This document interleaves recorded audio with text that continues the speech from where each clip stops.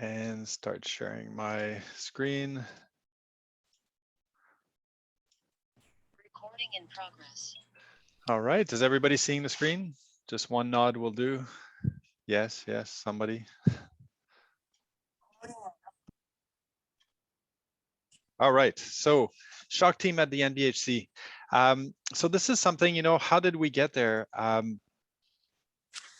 And how did we all start regarding this? I mean, this started a few years ago, and many of you have been waiting for some time for us to provide some data. And hopefully this morning I can provide a little bit of data to you. And this started before Chris White joined us in January of 2019. And it was really a desire to improve outcomes of shock patients. So our impression is shock patients in cardiogenic shock mortality was in the range of 30 to 60%. And new literature suggesting that perhaps a team approach rather than actual particular treatment could actually improve outcome. And then we initiated a series of meeting and by the stakeholders and really tried to come up with a strategy of how we would make this work for us at the New Brunswick Heart Center. And so these are the type of publications that have been coming out since the mid to late 2000s, 2000 teens. And this is from a Canadian, Sean Van Diepen out of Calgary, Edmonton, looking at really the contemporary management of cardiogenic shock. So beyond the sort of the way you think about, inotropes and the kind of things you might do is really how to approach it from different perspective. And our impression is, certainly at the Heart Center, is that clinical cardiologists, interventionalists, and surgeons and anesthesiologists, we all see things a little bit differently for the treatment of these patients, and how can we sort of use our strength to try to help them as best we can. And so we basically, on those meetings, we're able to agree on what would it look like to actually call a code shock on our CCU patients. And we eventually were able to sort of agree that, how do we define shock? And I'll show you a little bit more in-depth detail, the description of shock. But shock is not just hypotension. It has to involve also hypoperfusion. And that hypoperfusion is obviously means, I'm just going to mute a few people here. All right. And then once the patient is identified in CCU as having shock, obviously CCU resident is involved in the care, make sure the CCU staff gets looped in. But, a decision right away to make a code shock be called was really to get a three-way conversation between the interventional cardiologist on call, the CCU attending, and the cardiac surgeon on call. And really the goal was to have a plan of care at that point, from that point on, that would be decided amongst these individuals. Is it someone that we're going to escalate, and how far are we going to escalate, and how far do we go? And is this something that's salvageable? Is there some options here for interventions? All of those types of things. And this was really a trial for us. And so what I'll be presenting to you today is really a 12-month period in which we screen every single patient admitted to CCU for cardiogenic shock using the SCI, which is the Society of Interventional Cardiology scale for shock, and then assess within that context how many times was a shock team called and its utility. So this was a little bit of a monstrous amount of data to look at, and I'll show you some challenges and things that I would like for us to sort of going forward, things we could improve. So this is what a SCI stage of cardiogenic shock describes. What we think of shock is a stage C, which is classic shock, which often is soft blood pressure with evidence of hypoperfusion. Hypoperfusion means, low urine output, signs of end organ dysfunction based on that perfusion. A and B are, at risk or beginning, but they're not classified as shock, while D and E are sort of the deteriorating patient despite interventions such as inotropes, and extremists, which are patients essentially near cardiac arrest or dying. So you can classify every single patient in that manner. And so what we decided to do is every shift, every single patient admitted to CCU was to be screened and noted, and there'd be a record of that.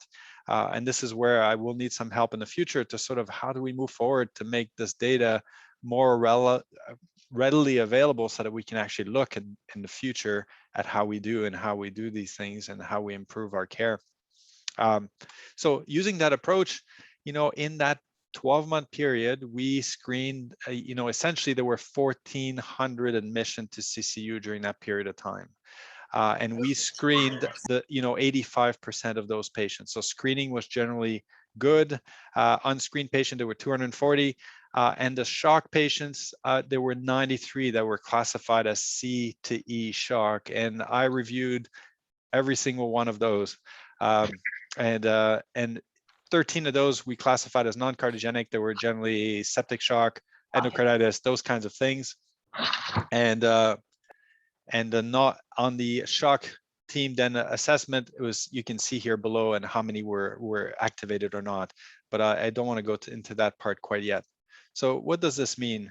So if you look at this graph, it's really just to look at patients that were not screened, and it's just important. So I said 250 or so patients were not screened in the entire study. It is important to note that the bars, so the gray represent the non-screened patients. There's 2 months in the middle here that are quite a few patients are unscreened. And this happened to be in March of April of 2020, which was the beginning of the pandemic. So clearly things were disrupted.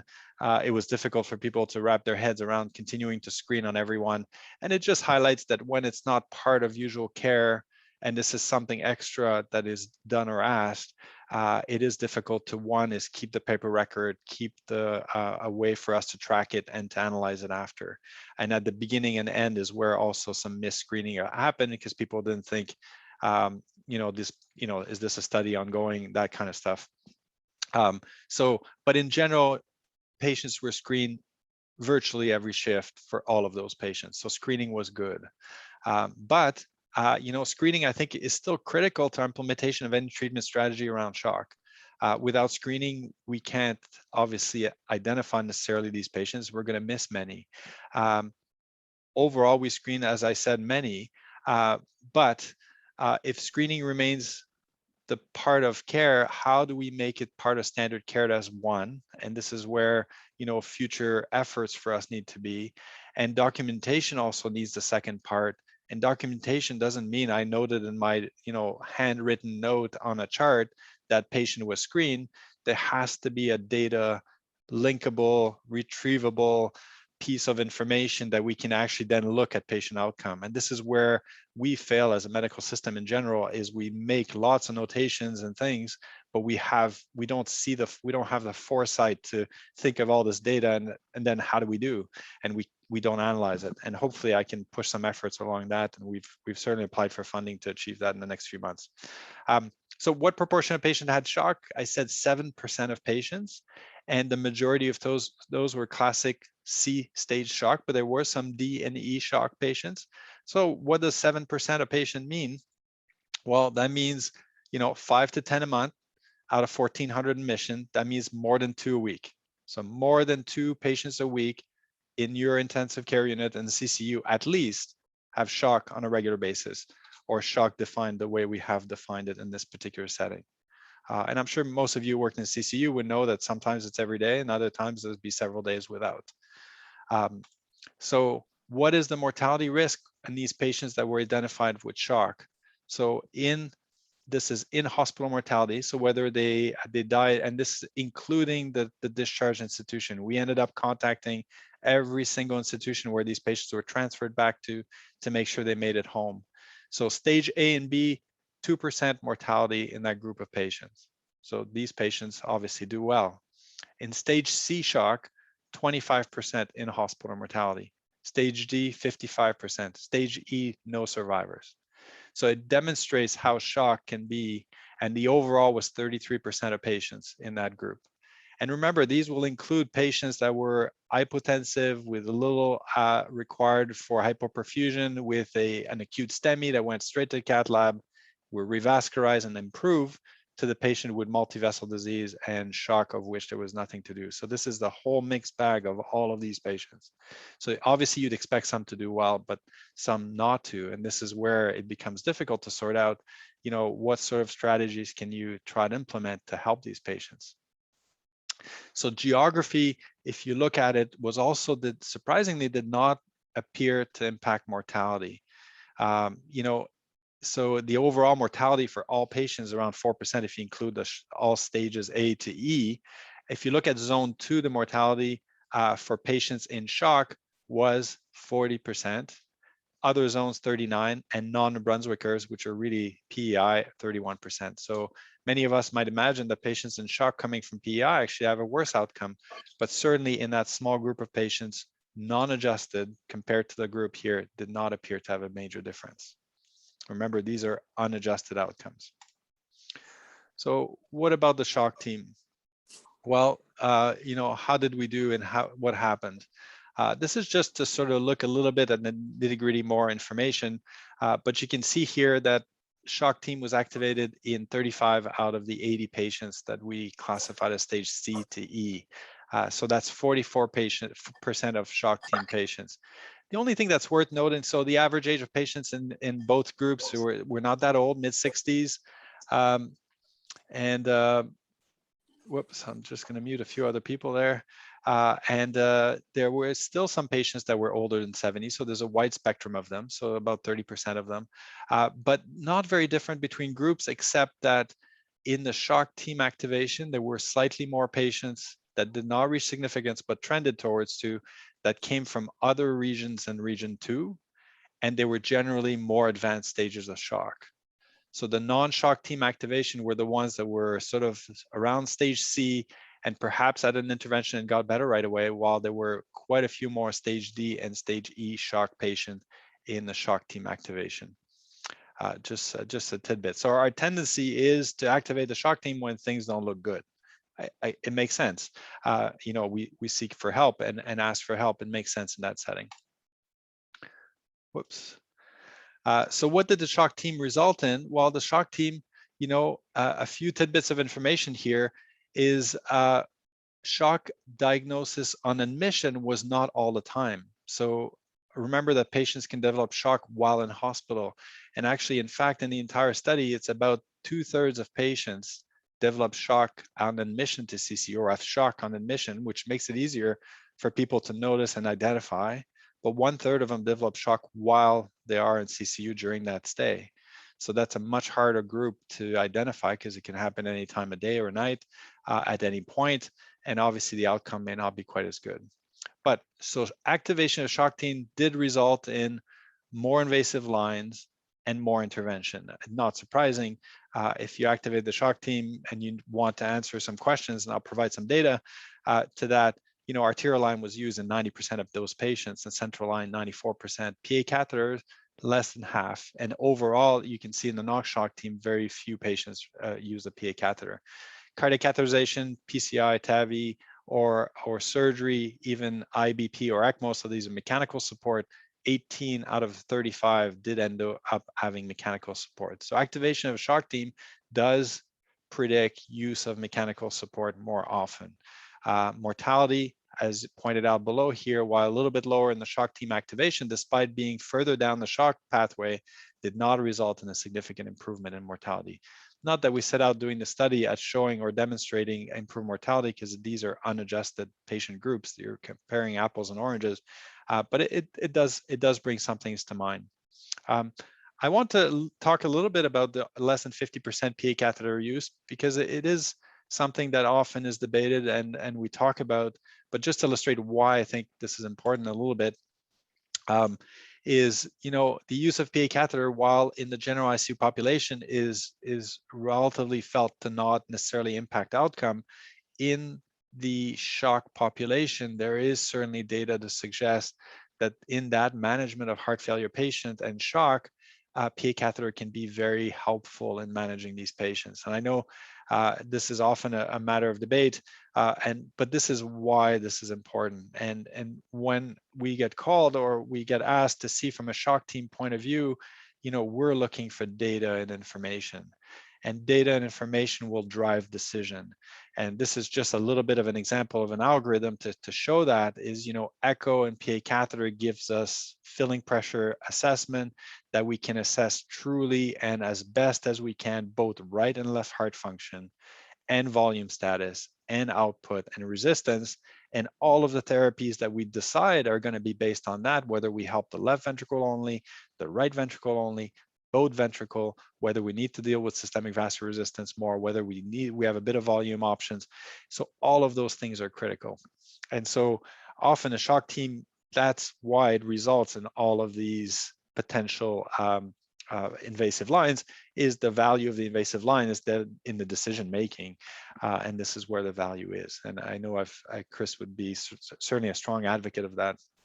So, I showed you data that shock team did not appear to impact outcome. I hope I'm not conveying the message to all of you that we should throw out in the garbage the shock team, because to be honest, from my point of view, while nothing is perfect, I do like making sure that we communicate as best we can. There are clearly some patients we can't help, but there are some patients that we might be able to help, and that discussion is quite helpful. And then we all learn and potentially impact these people that are still very challenging to help. So what about other factors that could have been associated with mortality? And this is where I don't have yet all the data, and hopefully those are the kinds of things I need to be looking at in further detail. Is, geography, I was able to, I think, suggest that distance did not appear to be a factor, but maybe these patients just self-selected themselves. They never made it to us if they were that sick. The ones that made it to us were the survivors, and that's why it didn't impact.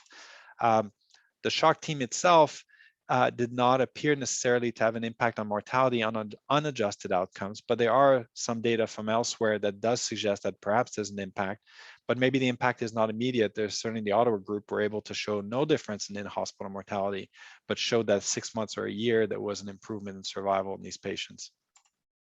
So what about process of care?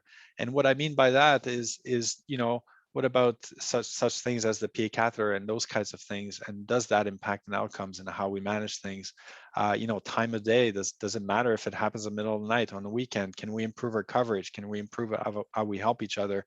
And time delays and unexpected delays are clearly an aspect that is of importance.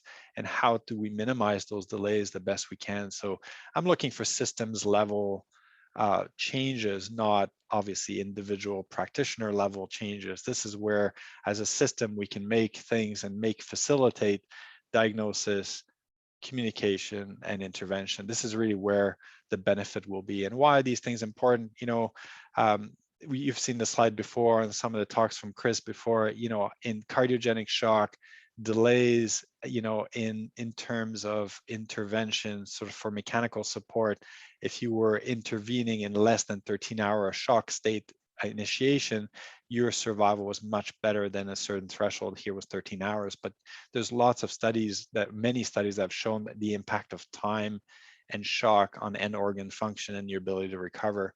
And this is where we need to focus on how we intervene on these patients. So there's more analysis to be done. This is an important quote from Osler: observe, record, tabulate, communicate, use your 5 senses. A little bit different in those days. Learn to see, learn to listen, learn to feel, learn to smell, and know that practice alone can make you an expert. But it also, for me, in my mind, highlights that we need to record these things. And unfortunately, I'm giving you data on a 12-month block that we had a great opportunity to measure things for that 12-month block, but it's not ongoing. We're not continuing this. And while some people say, yeah, we're screening our patients, there is no record of that screening. I don't have an ability to say that we're doing better now than we did then. And this, in my mind, is absolutely crazy. We need to be monitoring, measuring, finding ways, use our IT systems. And this is where we need to change the way we do things. But that's another conversation. So what are the take-home messages or major themes? Screening, we're able to screen. Our nursing staff are great at doing that, and they're really the key to this, at least 85% of the time. And if it becomes part of practice, it would become 100% of the time. Shock is common, 7% of all CCU admissions, and only 65% of them were diagnosed on admission. So vigilance is still important. Mortality is high, 33% overall with stage D and E, 100% in stage E shock patients. Shock team mobilized in 44% of cases. Maybe there's a missed opportunity here. Maybe more should have been involved, maybe not. Have we really nailed down where the benefit is highest? I don't think I have. So clearly shock team results in more invasive monitoring, more interventions, but I wasn't able to show you a mortality benefit. But again, unadjusted outcomes here. So I don't think I caused harm. Hopefully we provided some benefit. So if we're going to continue to impact change, again, I know I've said this many times, we need ongoing screening. We need ongoing efforts from everybody. We need data capture on the screening process. And this is the only way that we're going to be able to look at the outcomes in the future and how we impact the care of these patients. And with that, I'm looking for anybody who's willing to help on this all the time. Thank you. I'll stop sharing and open this up to question. Jeff, it's Rob here. Just